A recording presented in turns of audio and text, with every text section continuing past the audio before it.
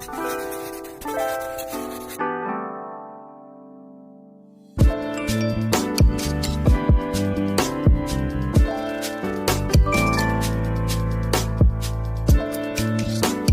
guys! Welcome back to my channel. So for today's video, i-share ko po sa inyo yung nabili kong automatic curler sa Shopee. Ngayon, itatry natin siya. By the way guys, if meron kayo naririnig na background noises or nagpupukpok, mga constructions, ganyan, huwag nyo na lang pong pansinin and sorry po doon kasi meron pong ginagawa sa kabilang bahay. So ayun guys, if interested po kayo and gusto nyo pong malaman kung ano yung nabili kong automatic curler sa Shopee, please just keep on watching.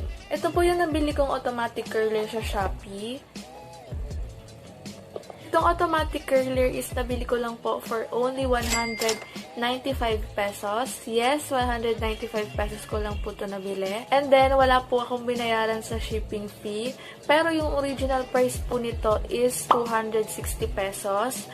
So, if tatanong nyo po ako bakit 195 ko lang nabili, kasi gumamit po ako ng coins and then gumamit din po ako ng voucher sa Shopee. Kaya sobrang laki yung na-less nung nabili ko po ito. So, if interested po kayo dito, kasi sobrang mura na rin po nung 260 pesos.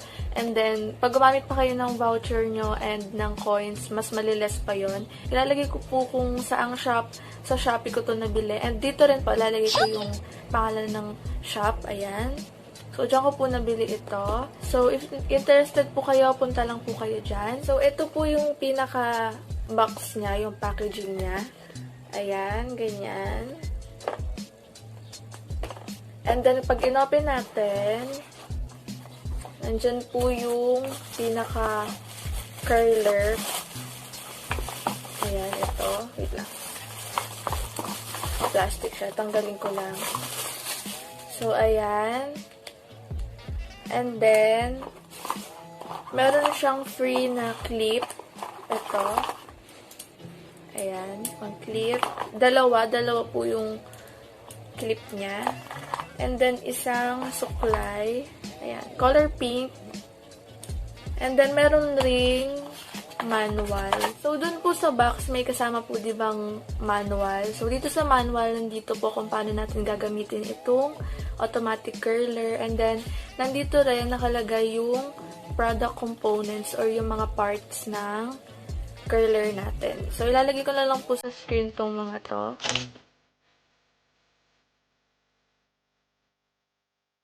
So, guys, ito pong automatic curler na nabili ko. Ganito yung saksakan niya. So, ganito po yung nabili ko. Yung kailangan pa ng adapter. If may saksakan naman po kayo na parang pwede sa ganito or extension, okay lang po na ganito yung bilhin nyo. Kasi sa amin po, may pagantong style yung saksakan namin. And then, yung extension namin, pwede rin sa ganito. Kaya, ayun. Let's try na po. And, ayun, sasaksak ko lang. So, guys, nakasaksak na po. And then, ngayon, i-on lang natin. And then, antayin natin na uminit. Tapos, itry na natin siya kung okay ba siya. So, kapag in-on natin, magkakaroon ng ilaw dito. Ayan. Hindi po kita pero ayan, nagkakaroon ng ilaw dito kapag in-on natin. Wait lang natin na uminit. Ayan, medyo umiinit na.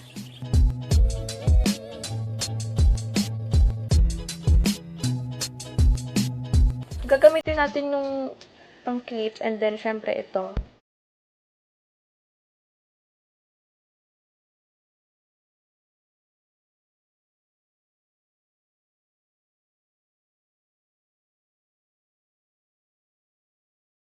So, guys, ito po, pwede siyang pa-left to right. Kayo pong bahala dyan. Kung gusto niya paloob or palabas yung kulot niyo.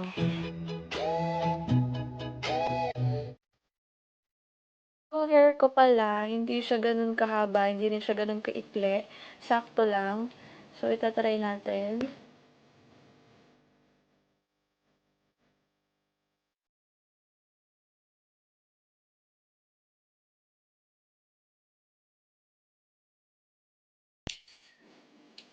Ayan! Ang ganda niya.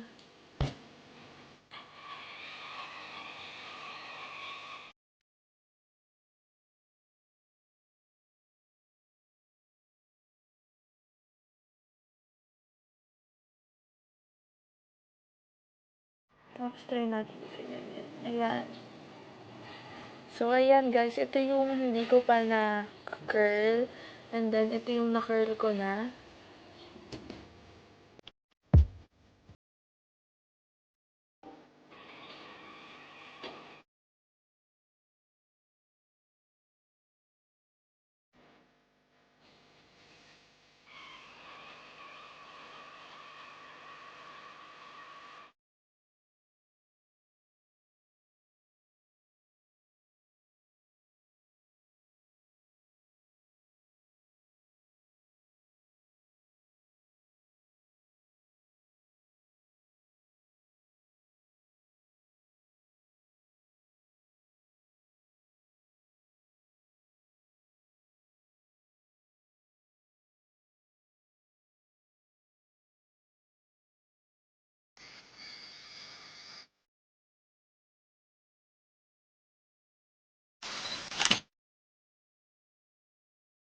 Approximately 10 hours later.